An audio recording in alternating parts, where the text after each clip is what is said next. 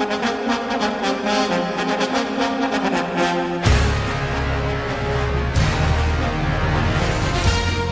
listening to 90.3 WHPC, the radio voice of Nassau Community College in Garden City, New York. I'm Bill McIntyre, and this is another edition of this week's Long Island News, the news show that brings you news stories about Long Island and about Long Islanders. And good afternoon out there in Radio Land. This is another edition of this week's Long Island News. My electronics tells me it's 48 degrees, and my wet hair tells me it's very moist out. So we're bordering rain on and off. It's one of those days. But we have... big news. We've got quite a show today. We're actually going to go, I think, for... we're going to go for an hour. Because with me... on the phone, we will have some conversations. Let me just get into the beginning of this. This week, Newsday revealed a huge investigation about to find out if real estate agents on Long Island treat different races of people differently when house hunting. Well, the results, Newsday sent 25 white, black, Hispanic, and Asian testers house hunting with hidden cameras. They found evidence of unequal treatment 49% of the time against black people, 39% of the time against Hispanic people, and 19% of the time against Asian people. In nearly a quarter of the tests, agents directed whites and minorities to different communities. Some agents also refused to provide house listings or home tours to minority testers unless they met financial qualifications never imposed on white counterparts. Well, I would like to welcome to this week's Long Island News two of the, actually we have on the phone with us right now, we have Keith Herbert. Hello, Keith. Hello. Hey, how are you? Okay. Very good, very good. Thanks for joining us. Yeah, definitely. Wow, you got quite a story here. Long undertaking, 3 years of investigation. It looks like all coming out this week in various pieces. Do you want to talk, I guess, about some of what our listeners should know off the bat? Or? Well, yeah, let's ask Keith. Yeah. As far as, you did the story. So what is, I guess, the overall, what do you get from this? Well, as you mentioned, you did a pretty good summary of the results there as it broke down the what we called, evidence of potential housing discrimination against the different testers that went in. In addition to that, we tested 93 agents. So we didn't just look at agents in any particular part of Long Island or confine our examination to Western Nassau or any pocket of Suffolk County. We tried to hit as many agents as we could with our resources, and the goal of the testers was to present fairly what their broad housing search was, keeping in mind that while they were of different races, they were equally qualified from the standpoint of how much money they had in the bank, what their down payment was, what their income was, very similar family situations.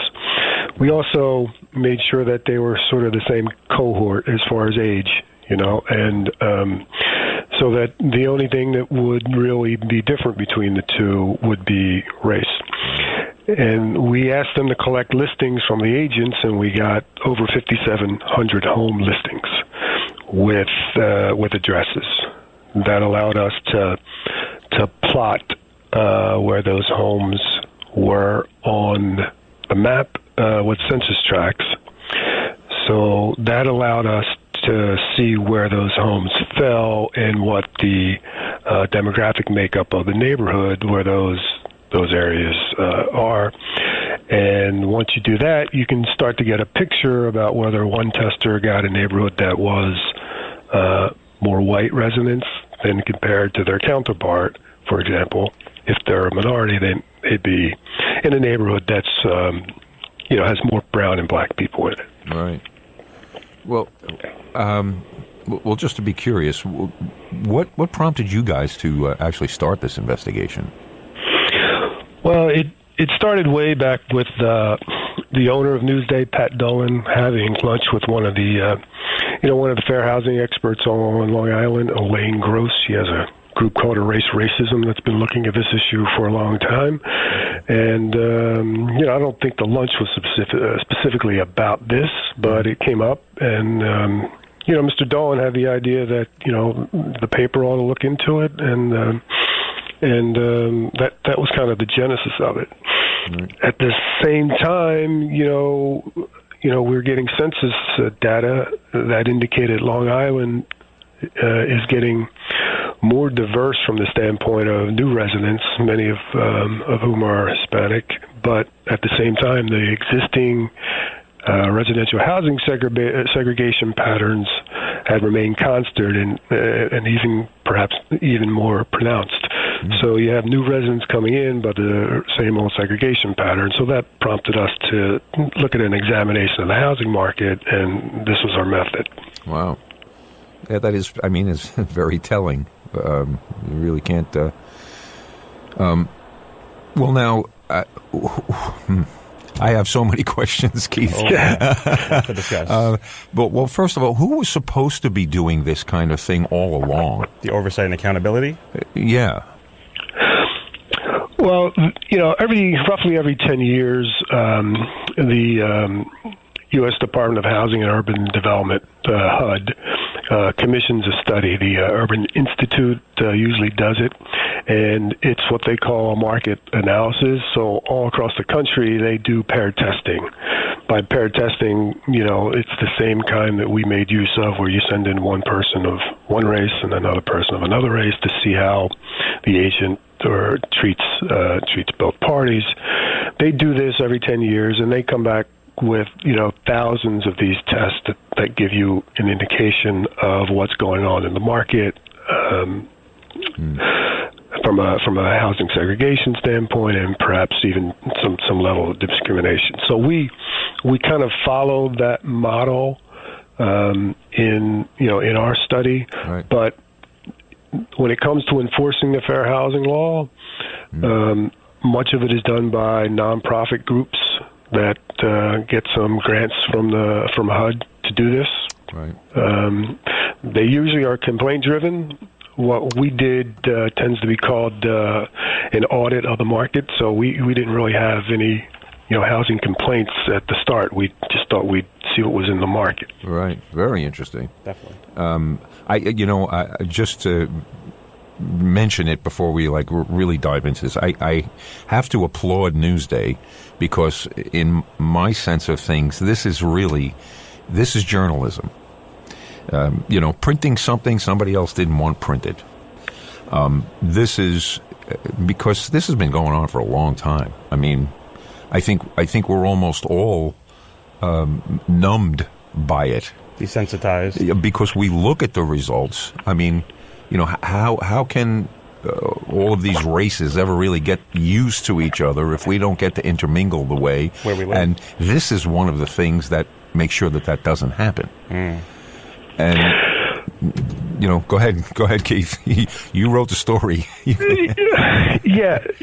At the beginning of this, when we were trying to talk to people about whether we would do this, there are literally dozens of stories. People in the newsroom here and people out in the community that we reached out to at the beginning about once they engaged in the housing market, particularly people of color, have stories about how they felt either underserved or, the term is racial steering, or they felt that they weren't, giving the proper housing, opportunities that they felt they deserved based upon their economic wherewithal. So, you're right. There are a lot of stories. There's clearly a historical residential segregation pattern here. And, the thing to think about for us at the beginning was, even though that stuff is there and, it's very emotional when you have to deal with the issue of race in the context of the housing market, but There are existing standards, fair housing standards that are in law, and it's in federal law in the Fair Housing Act, it's in state law, and even in a county law that are designed to protect people so that when they engage in looking for a home in the housing market, that their rights are protected. And that is, you treat everyone equally, so you get equal information about what's available from a home. Right. And there are, a couple examples in our stories where the fair housing experts, two of them who we asked to review the results, said that, the agents, fell fairly short of that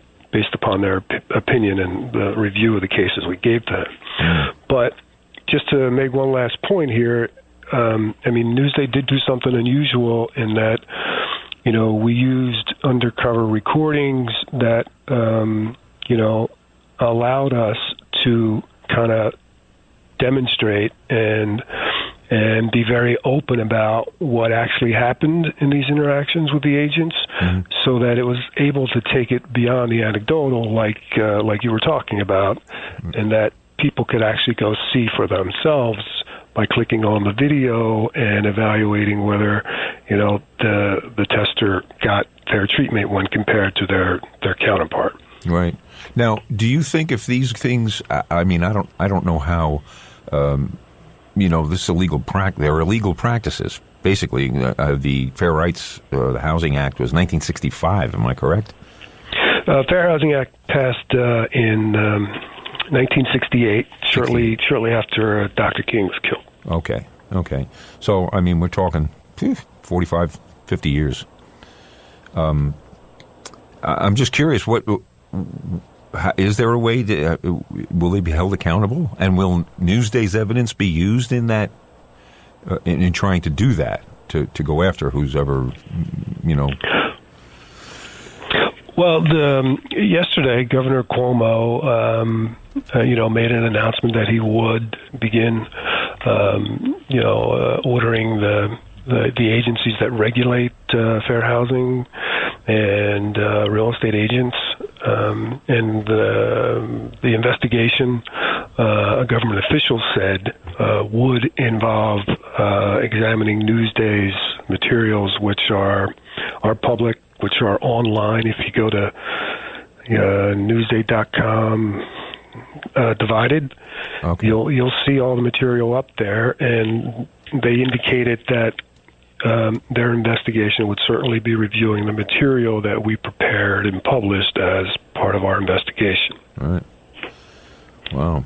Now, there's also been, just to bring this up, some people have questioned the approach, because home buyers nowadays, they go to agents with various neighborhoods and specific houses already in mind. There are certainly outliers to this as far as if you were to do a statistical analysis, because there are some families of color who live right in the middle of white neighborhoods. So not everybody got steered. That's true. Very few. I'm not talking about big numbers, but there are outliers to the. Well, proportionally, again, from the responses that you guys received in the study, is it correct again that it was about maybe 40% disparity again that the minority testers, I guess, witnessed versus those compared with white? So, like we're saying, it isn't like you said. Completely across the board, but it's the fact that it's these increased rates that aren't being seen by the definitely. Control group. That doesn't negate the fact that there's something going on here. Exactly. I'm just saying that there are outliers, and how how did that family go about? I would love to talk to them. How did you get your house? Well, also just quickly, I did see that there were two specific real estate brokerage agencies on the island that didn't have this issue kind of cast upon them. I believe it was Sotheby's and another, entity. That's correct, right? So maybe those... Yeah, Daniel Gale is one, and the other one is a Corcoran, which involved us testing their firms out in the Hamptons. Okay. So those two companies, we looked at 12, the largest dozen on Long Island from a market share standpoint. Yep. and also the largest number of real estate agents. And those two companies, we weren't able to demonstrate from our test that any evidence of, either I'll just say a clear violation of the fair housing standard. Right. Well, the parameters may not count for houses that are over $2 or $3 million. then race seems to be less important than the bank account and. So is it? Well, Well, we did intentionally, have some tests performed out there in the Hamptons where the homes are expensive to try to answer that question. Right. We did find one particular case that you can all read about that was written about, and the video recording of those meetings are online. Mm-hmm. We also did the same thing on the Gold Coast. On the North Shore there to see if the expensive homes and the market up there would show any evidence of this, and there were a few up there that showed it. Right, of course. Mm-hmm. And to that point, the individuals in the matched pair testing pairs, they both had the similar demographic profile, excluding the specific variable of race. It seems like that's correct. With their like FICO credit scores, their other again measurables were so all the background basically looked the same. Yes, the only thing. Yeah. So it would still be a relative, I guess. True. Right. Yeah, that's absolutely right. And what I think is important to remember is that when we got the test results back, we watched over 200 hours of video. We had the interactions on video transcribed, and when appropriate, based upon what we saw and read, we wrote a summary and sent it to two separate fair housing experts. One, a lawyer at the University of Kentucky, Robert Schwem, another in the city at a group called the Fair Housing Justice Center, which is recognized as probably the best place to look into this. The executive director is Fred Freiberg. Independently, they reviewed what we found, and only when the two of them agreed that, there appears to be evidence of a fair housing violation here or some other infraction, did we include those agents and those results in the pile of what we, and ended up calling problematic cases. We did 86 of those tests, and as you're correctly stated, in 40% of those, we found evidence where minorities may have been. The test may have shown that minorities experienced some level of a fair housing standard violation. Mm-hmm. Okay, we understand. Wow. Yeah, and I guess that's why it seems that methodology is so stringent, and why you cleared it with the experts, and having the amount of intensive research work and data that you guys had to go through. I'm sure. That's why it seems that all these elected officials and people in the public have pretty been quick to use this and not question, it seems like, in any way the validity of it, but instead use it as a platform to enact investigation almost immediately, which sometimes you don't see. We've seen that right after your report came out. I think there's actually 3 other stories now that resulted from this. They include the governor. He's going to start a commission, and this one's going to start a committee. Federal, county. And we often hear that about, and we hear that about a lot of issues that come up, and that makes a lot of people go away. Oh, okay, they're doing something about it. I'm sure we heard this in 1969, a year after the fair housing law was passed, and somebody said, oh, yeah, we'll start a commission. Yeah. And, again, in 2019, the beginning of it, we're hearing the same thing. Nope, that's the concern. But Keith, being in the middle of this, what would you love the outcome of this to be? Well, the response you guys have mentioned has been overwhelming. Both county executives have responded and say they intend to address fair housing discrimination. The Attorney General, State Attorney General Letitia James, has come out and said she has purview over civil rights violations. Mm-hmm. And indeed the governor has purview over the agents through the licensing process, as well as the training that real estate agents go to be licensed in New York and keep that license. So, to have those levels of government responding to our stories is, it's a nice first step after doing so much work. Right, definitely. But it does seem to suggest that there, when you look at our stories and some of the anecdotal stories we told about the individual tests and the results, that someone should take a hard look at considering whether the enforcement of the fair housing law, there's local county law, there's state law, and there's federal law, whether those laws are being enforced rigidly enough and what needs to be done. I mean, I agree with you. I think that the people speaking up, the governor and the county executive, those are all good things. I don't think those people could afford not to say something. So I'm really not going to get up and applaud for that yet. As elected politicians, they can't ignore the problem and seem as though they care. But again, the law was written in 1968, and here we are in 2019, and we're still talking about the same thing. Yeah. So, this speaks to me because John and I do a lot of news stories here, and, we do things about all of these, groups and that have... They police themselves. That's what they say when, no, we have our own internal investigation, and and yes, we cleared ourselves. We're good. This seems to be, it's not really the same thing because there was supposed to be an external group that was overseeing this whole thing, and yet that didn't work either, or doesn't appear to be. Well, yeah, my colleague Maura McDermott wrote a story about training, and we heard another colleague, Mark Harrington, sat through a few of the agent training courses that they're required to go through in order to keep their license. Right. And we sent, the transcripts of those training classes to experts for their review, and one of the experts said they were shockingly thin on content when it came to specifically the rules of the road when it comes to fair housing. So it is an issue. The other thing is that the main way to ferret out this stuff and enforce the law is to do pair testing like we were able to take advantage of here in the Newsday investigation, and that really hasn't been done in a sustained way by the federal government in a big way in 10 or 15 years at least.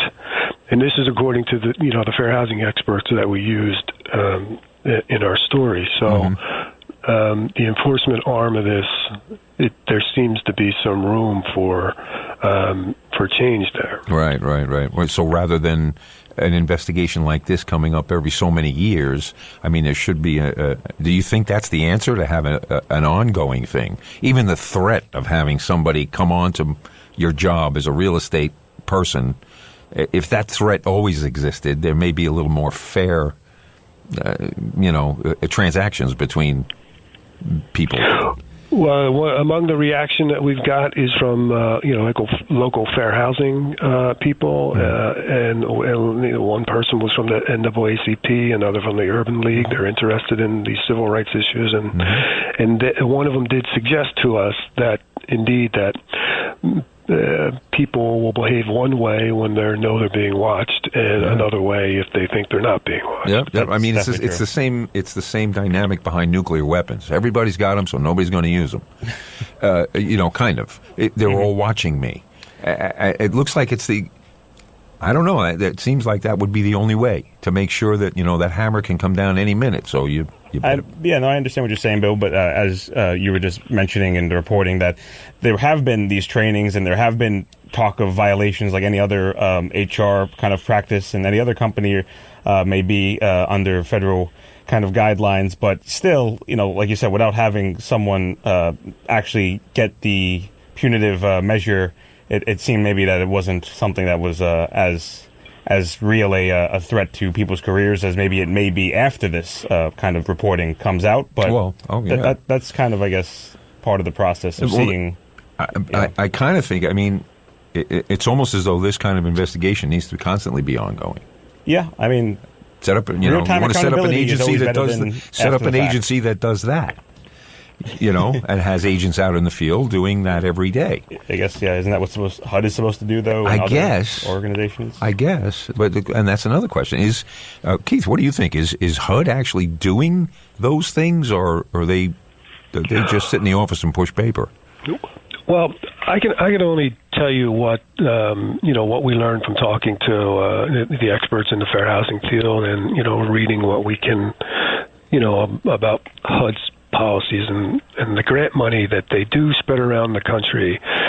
Each of the fair housing groups, like we have one here on Long Island called Long Island Housing Services, they get approximately $270,000 a year from HUD to do all kinds of testing and investigations into fair housing complaints. So they don't just look at what we looked at, which was housing, your ability to buy a home from a real estate agent free of any form of evidence of discrimination, but it could be if you have a service dog, and maybe your landlord doesn't want you to have a service dog, as well as, not only comfort animals, but whether you have the right source of income. A lot of, apparently, landlords don't like it if you have some type of government assistance as part of your income. So the type of fair housing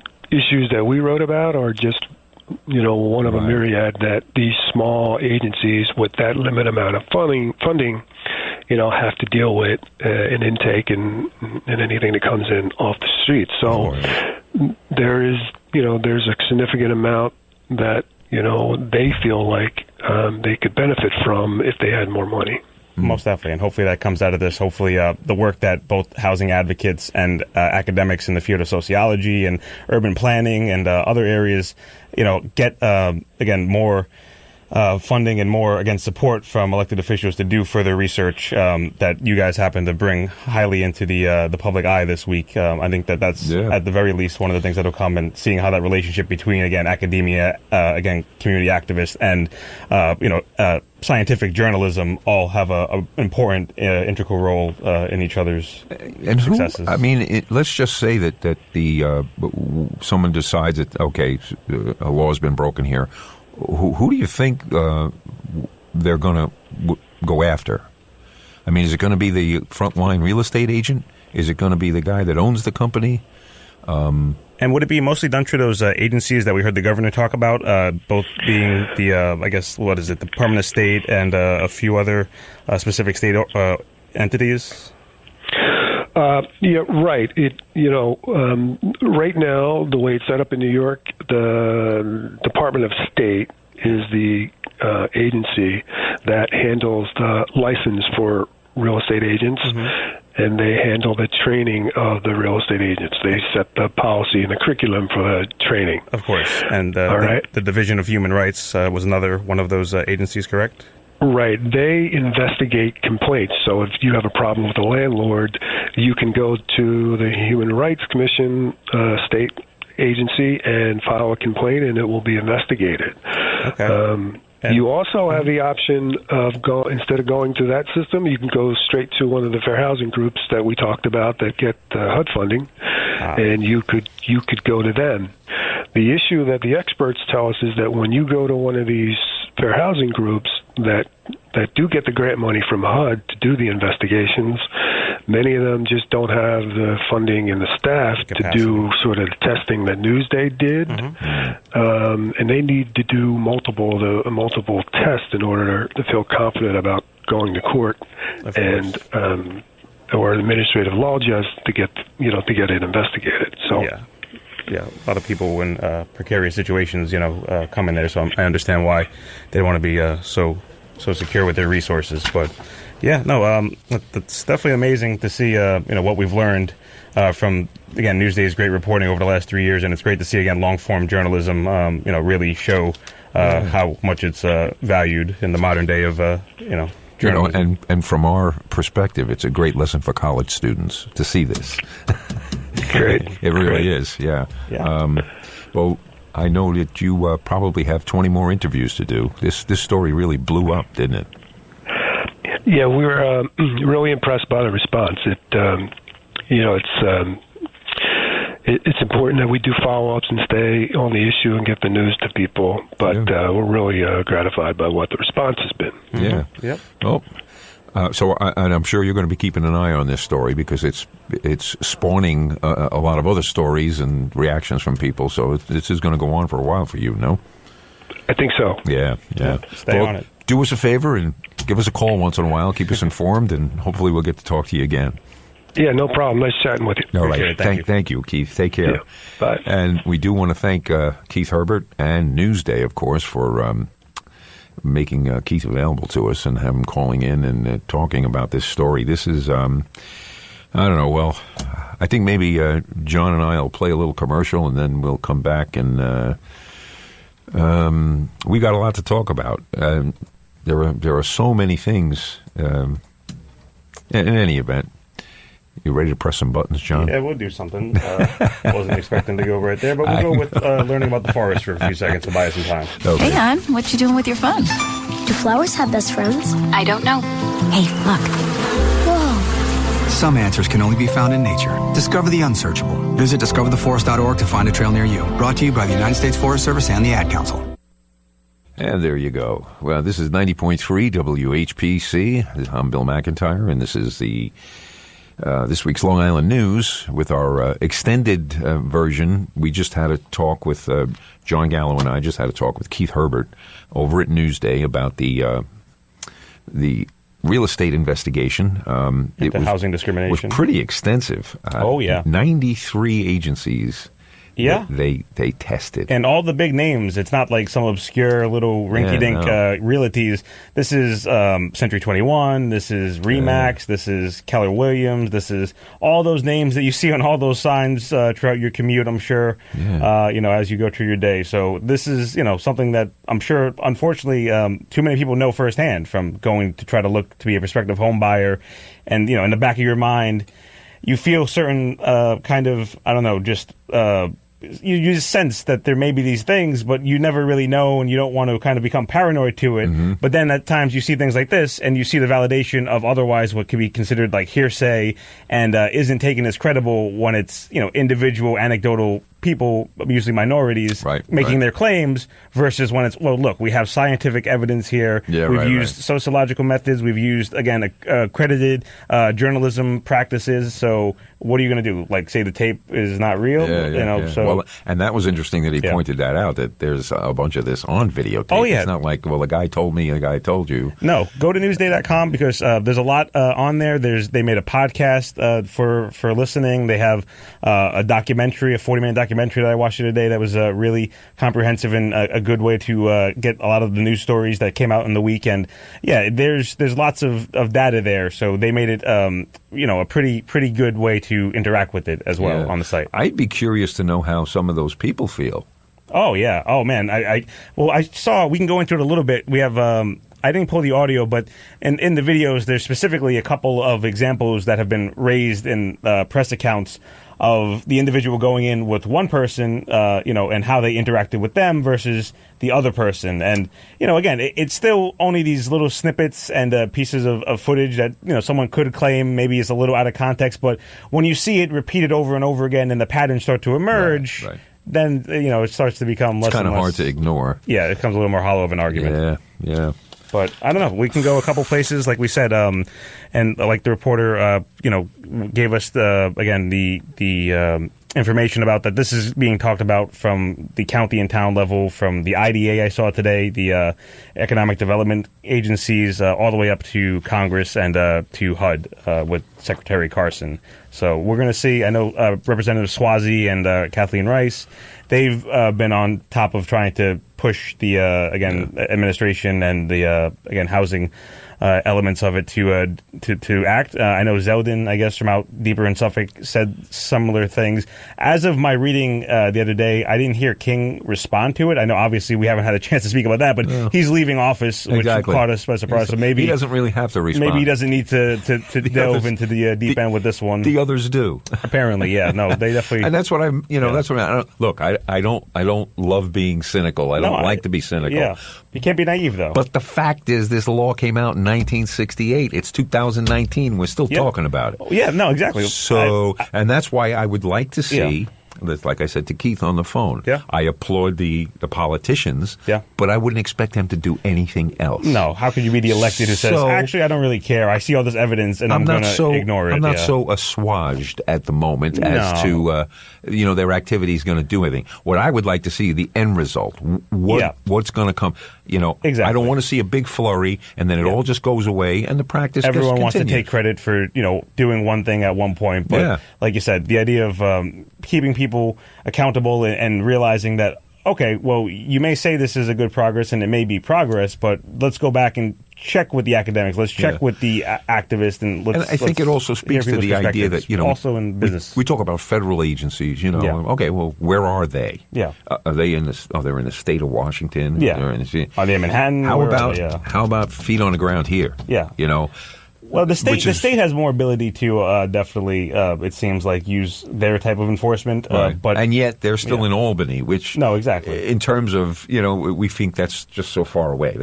And I did see, just doing some research for our interview and everything today, seeing that there was pretty much the same discussion, and there was an investigative piece of journalism upstate in Buffalo and in Westchester, which had basically a very similar dynamic of, again, basically segregation in housing and other types of things like that. And that was 3 years ago, and seeing, how much has really changed in those cities after, at the time, bombshell reporting, but what really has changed now, is I think something that we're going to have to see for, kind of our own expectations for what happens here. Yeah.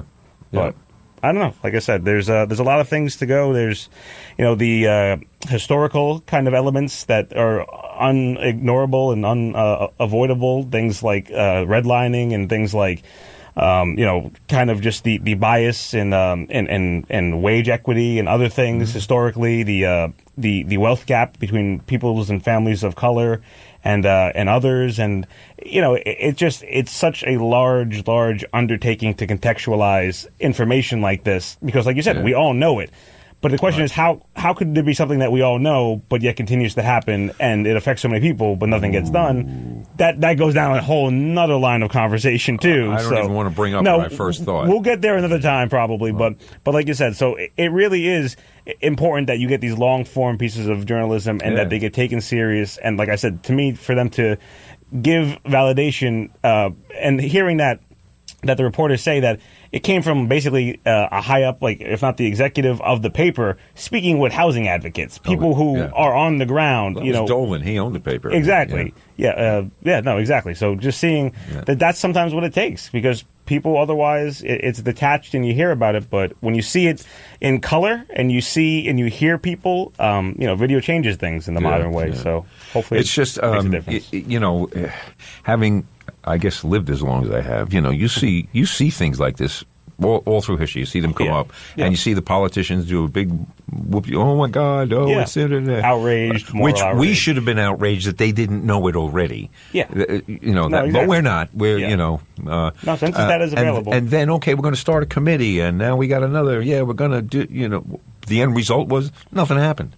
Yeah, they'll do enough things for everybody. Oh, okay, they're working on it. Okay, because we're trusting. Yeah, and that's one of the things that has to be like put under the microscope. Let's see the process. And okay, you got to here, you got to there, you got to now make an agency that's in Long Island City or that's in the middle of Long Island that could do these agency testings anytime. Yeah, no, and let them think that you're out there every day. Exactly. It's not like you said, oh, well, when they get to you from Albany. But seeing, again, like, for the example, when, the MS-13 issue really kind of came further up to the forefront a few years ago, seeing that actively Gang Task Force relocated lots of agents up to Long Island, where they hadn't been placed previously. So seeing hopefully something similar when it comes to enforcing this type of crime as well, not just those types of crimes that are, maybe more politically expedient. Again, too, the people who this crime didn't affect or don't feel affected. Yeah. They are affected. We're all affected. Oh, yeah. No, definitely. There's a lot of latent. There are people who are directly affected that were steered into certain communities and whatever.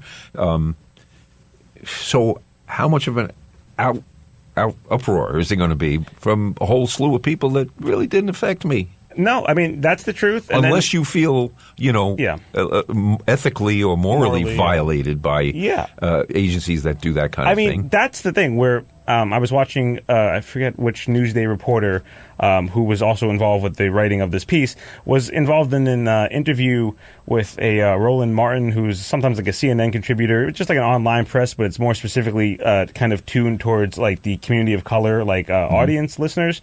And just seeing... he was being cynical of the host in the sense of, and it was an African-American reporter, that many people know this, unfortunately. And the question is, like I said, it's no surprise to them, but it is a surprise to the people who this didn't affect personally, because they didn't feel the bias. They didn't have their, again, request kind of be fluffed off because they didn't think you were serious or whatever it may be. So seeing... how that is kind of an interesting irony that the people who this helps theoretically the most knew this the most and, have kind of maybe understandably the least kind of belief that this will really change things versus the people who really had their eyes opened and say, wow, I really didn't know that happened. So it's, I don't know, it is a weird paradigm, to say at least. But for us, they say if you fail to learn history is you're doomed to repeat it. Oh, yeah. Those are the things that you usually see. Something happens, and then leaders get up and say, "Oh, we're going to," and then it kind of trails off, and you don't really know exactly. Even passing a law. Yeah. What is passing a law?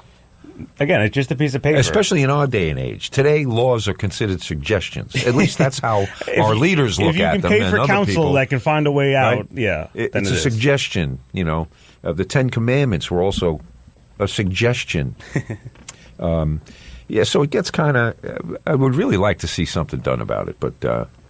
who we got there? I'm going to find out right now. Yeah, that'll be interesting. And we actually have a story here from Keith Herbert. This was from yesterday, November 21st.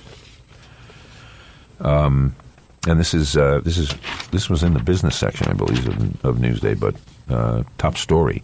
3 state Senate committees, including one with subpoena power, plan to call witnesses from the real estate industry and the state agencies that regulate them during a hearing on housing discrimination on Long Island next month.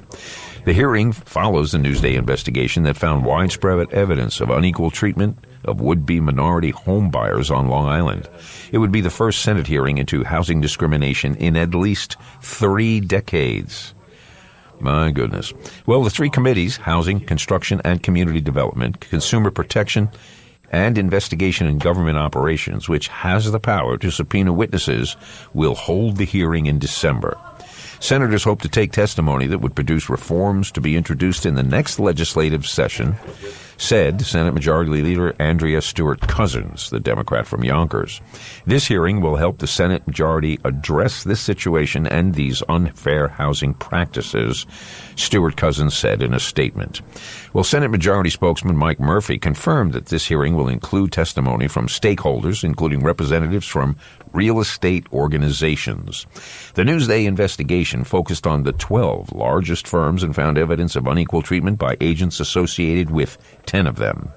Top officials with the New York Department of State, which licenses real estate agents in New York, and the State Department of Human Rights, which investigates housing discrimination complaints, also could be called to testify, said Kevin Thomas, the Democrat from Levittown, who's chairman of the Consumer Protections Committee. Rosanna Rosado is the Secretary of State, and Angela Fernandez is the Commissioner of the Division of Human Rights. We are right now compiling the witness list, so I don't want to confirm anything, but that's generally where we'll want to go to get our witnesses, Thomas said. We are deadly serious about using the subpoena power to compel industry leaders to show up for this hearing if it comes to that. Well, the hearing is scheduled for 10 a.m. December 12th at the Theodore Roosevelt Executive and Legislative Building in Mineola. Senator James Garin, the Democrat from Northport, said Newsday's investigation revealed a failure by the real estate industry and government to police how real estate agents treat potential home buyers. He says, I am committed to working with my partners in government to ensure they begin serious enforcement of the protection the law has put into place, Garin said. A public hearing specifically on housing discrimination has not occurred in the state Senate since 1983. Time for a new one, I think. The year the Senate's library began cataloging hearing testimony. 1983. That's 35 years ago. Yeah, and even that time was the first time they said, maybe we should do something about this, but not another 35 years into the next time. So now you get what I'm saying. I hear you. Yeah, okay. No, like I said. A spokesman for Minority Leader John Flanagan, the Republican from East Northport, did not return phone calls seeking comment. Reaction was positive from fair housing advocates and Long Island public officials at the committees holding hearings on Long Island. I'm glad public officials are taking the results of this far-reaching investigation seriously and exploring various educational, enforcement, and policy solutions to the ongoing and systemic problem of racial discrimination in the local housing market, said Fred Freeberg, Executive Director of the Fair Housing Justice Center in Long Island City, who worked as a consultant on Newsday's investigation. That's what Keith told us on the phone. Yep. So Tracy Edwards, Long Island Director of the NAACP, said Newsday turned a much-needed spotlight on the systemic issue. So it's good to see that all levels of government understand that they have a role to play short and long term. Newsday's 3-year investigation made use of undercover testers to record interactions with Long Island real estate agents. 25 testers, black, white, Asian, and Hispanic, met with agents and made similar housing requests. The investigation found evidence of disparate treatment 49% of the time against African American testers, 39% of the time against Hispanic testers, and 19% of the time against Asian testers. Results from 86 paired tests showed evidence that Long Island's dominant residential brokering firms frequently directed white customers toward areas with the highest white representations and minority buyers to more integrated neighborhoods. These are things many people in my community experience, yet they feel there is no recourse and it remains unrecorded, said Assemblyman Phil Ramos, Democrat from Brentwood, the deputy majority leader. My hope is all the enforcement agencies at the county, state, and federal level start to investigate racial steering on a continuing basis. They should send secret shoppers out every year as a matter of quality control. Yeah, now, that's exactly what I'm saying. I mean, companies do it for making sure they don't get random items stolen. Well, so, it appears that we, listen, if the government can treat the populations like they're kindergartners to get things done or to make sure they comply with laws, apparently we have to do the same thing with anybody when it's involving people. Yeah, well, that and money. There has to be a hammer there that's going to fall on your head if you don't do the right thing. And I think that's only getting worse. Yeah. How many times have people said to me in the course of conversation that we're a country of laws? And my reaction to that is, in 2008, Wall Street conspired and admitted criminal activity that blew our economy. They got bailed out. When did any person from Wall Street stand in front of a judge? And if anyone did, they were nothing more than one. They didn't. One in the bucket of many. They didn't. They got to stand up and explain what happened, including we did criminal activity by bundling bad mortgages with good stuff, and we sold them. Oh yeah, no, I remember. They admitted it. Greenspan, the Guru, and everyone. Not once saying, did they stand in front of a judge, but they want to be the ones to tell you that we're a nation of laws. Yeah, it's usually a little subjective. It's usually one that... No, that just downright ticks me off. Yeah, no, it should, because like you said, you can't have it both ways. You can't have, And now we got an administration that doesn't know how to tell the truth. I mean, that's its own issue, and seeing some of the kind of reinvigoration of some other elements, maybe even related to the story that we're talking about here, just to not segue too far, but seeing a lot of the language in the videos, sometimes coded, sometimes a little more directive. We don't, like bad neighborhoods and like these types of words that unfortunately we do hear the president a lot of times pick up, especially right here on Long Island with Brentwood and with the issues that are legitimate with crime and specifically in certain communities out here. But the vilification and, can easily lead to stigmatization, and it becomes an easy thing for real estate agents themselves to kind of fall prey to. That's what you saw in the videos. I mean, but you also realize that people want to maintain those stereotypical things in order to, I don't know, what could you say, facilitate business? If I can make this neighborhood status quo, this is a much better place, but it's going to cost you another $100,000. But that's the thing, and it goes back to the idea of, are these people necessarily racist? Probably not intentionally, but at the same time, their actions can be racist because they're being a part of maybe potentially, as some would say, a structural, systemic kind of racist issues, which go back to housing. It would also go back to money. If they were taught to do that. That's a fair point. I mean the training can say, just follow steps 1, 2, 3, 4, 5, and 6. Yeah, but the thing is, they may not realize steps 4 and 6 are no, and wink and a nudge. Okay, well, we know which ones we really need to, enforce. And then you also have the pressure of the individual agent who's looking for his commission. Yeah. Oh no. I mean, that's an interesting, a business model where, like you said, that's what it's down to. It is. But that's my question now. If you had an investigation and these were the frontline agents, these are the guys that did the thing, whatever it is. Yeah. Well, as far as responsibility goes, how far are we going up the ladder? That's going to be the question. Because I've seen the scapegoats all get busted, and they all get and the guy who actually created the template for this whole thing merrily goes on his way and most likely does it again. They have a wing of a library somewhere named after him, or exactly right. But like I said, the white collar crime stuff, these types of discrimination, in a systemic way, it's something that is very pervasive and is difficult to kind of narrow down. Kind of like in a way where we were talking about with the environmental issues with, the water quality and stuff like that, that it's always easy to pass the buck along and say, well, I didn't know it was as bad as it really was, or, if we would have known, then we would have done something. But again, how many people can really, not know if eventually the press knows, if eventually, a scientist knew and other people knew? Well, and that's why some people, when they saw the Newsday story, they were, this isn't news. We've all known about this for a long time. Well, like you said, it becomes... And that's true. People have either heard rumors of it or... The beautiful thing about this is that they nailed it. Dead to rights. HD, camera footage, so living color. Yeah, like I said, it changes things. It really does. And I hope a lot of us get to see some of those things, just to, look, we're all part of the human condition. Mm-hmm. We like the things we know. We're a little skittish about the things we don't know. Yeah. Well, that includes people. Yeah.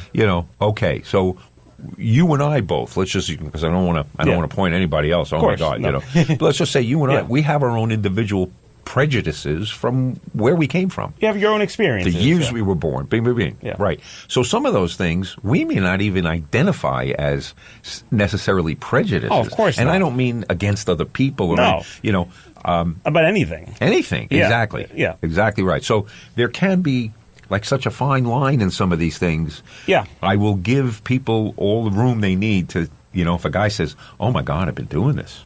Mm-hmm. I thought that was what the business is supposed to do. Or it never occurred to you that. Well, I mean, that's the thing. It's the culture. If it's that issue. big, no, you can't just say, "Oops, I didn't know." No, you did. That's the willful stooge kind of issue. But there are some things in our society. Maybe we didn't. I didn't know calling this guy by her name or whatever is not. If that's not cool this week. Yeah. No, and there is something legitimate. We see it in a lot of other issues especially in the present last few years, that there is going to be somewhat of a learning curve and somewhat of a period of readjustment to more modern social norms, both by individuals in the public or by corporate entities. But like you said, it's only so much of we'll let you have some time and some leeway, but you can only go so far with that. It would be nice if our actual daily manifestation of who we are was like a tally sheet.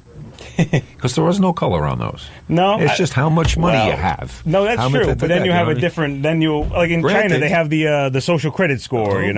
Granted, yeah, exactly. But and again, the human condition. Yeah. If we can't find differences on an obvious level, we'll look for them on a not so obvious level. True. No, we like to categorize and put in patterns, and we like to simplify things, and there is value in that. But like you said, when you're doing it at a harm to others, that's when you have to kind of. I think that's the biggest thing. I think a lot of us, myself included, we have to stop and living in that dichotomy of it. There's us and there's them. Yeah, no, that's the big I think crux of this. The other, fear of the other. Whether it's again the white flight, or whether it's the idea of suburbanization, and there are so many good things that come along with it. But if the access to it isn't equal, then again, what's the whole point of it? And we said it before, and we should say it again. It hurts everybody. It does. It really does. It hurts, the quality of life for your children. And it's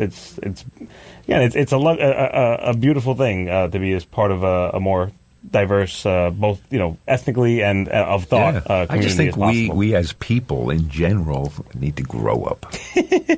Yeah. That really Good luck. Isn't that it? I mean, simply, yeah. It just we've had a lot of years on this planet as a species, and we still got some growing to do. It's mind numbing to think we got this far, whatever that is. Yeah. I mean, we think it's so far. Oh yeah, but no. Ask people in 20, 30 something, or I mean 230 something. Yeah, right. What they think about us. Exactly. Like we'll say what we think about the 1800s and stuff like that.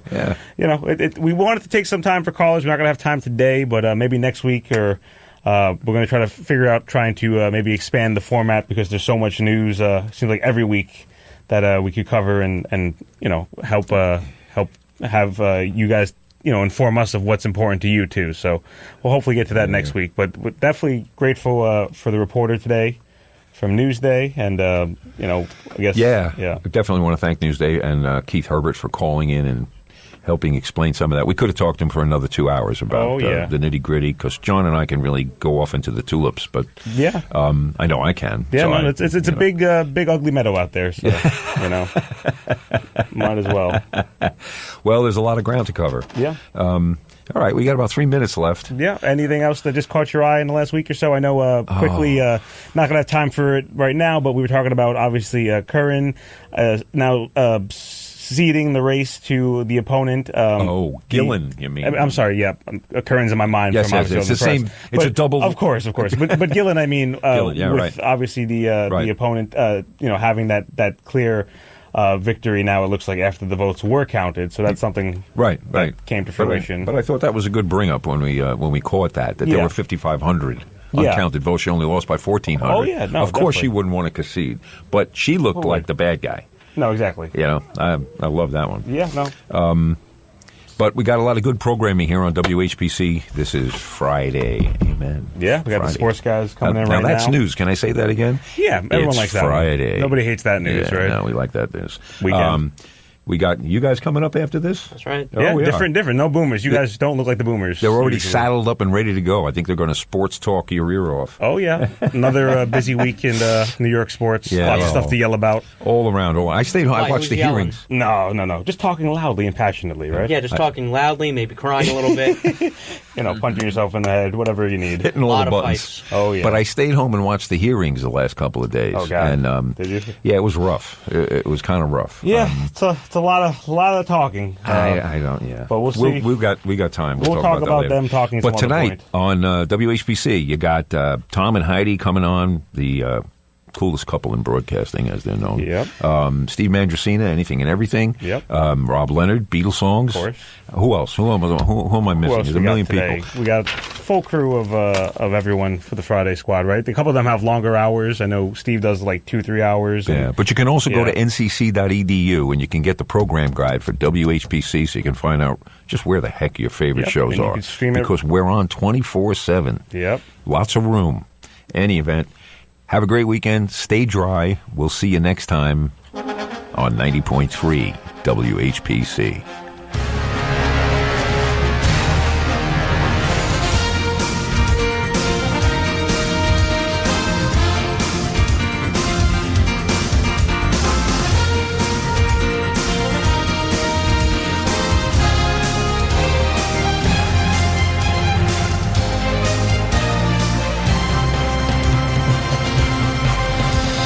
The views expressed on air are not necessarily those of WHPC, its management, or Nassau Community College. Responsible opposing viewpoints will be considered by emailing them to whpc@ncc.edu